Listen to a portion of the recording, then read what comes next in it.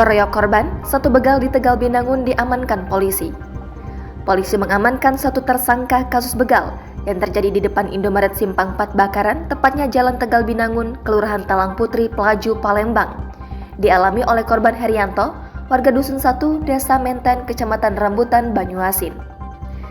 Tersangka yang ditangkap bernama Agus Bastiar alias Agus, warga Lorong Setia, Kelurahan Talang Putri, Kecamatan Pelaju, Palembang. Dijemput langsung Kasubnit Opsnal Pidum, Ibda Christian di rumahnya tanpa perlawanan.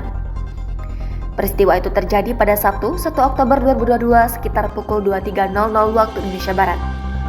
Tersangka diamankan bersama barang bukti satu unit motor Honda Vario BG5584JAU warna biru dan satu buah kunci motor. Langsung dibawa ke Mapolrestabes Palembang guna diproses hukum untuk mempertanggungjawabkan perbuatannya. Kasat Reskrim Polrestabes Palembang, Kompol Triwahyudi mengatakan kejadian bermula saat korban bertemu dengan tersangka dan teman-temannya di tempat kejadian perkara. Lalu tiba-tiba para tersangka ini langsung melakukan pengeroyokan terhadap korban, sehingga korban langsung melarikan diri meninggalkan sepeda motornya di lokasi. Tersangka kemudian mengambil dan melarikan sepeda motor korban.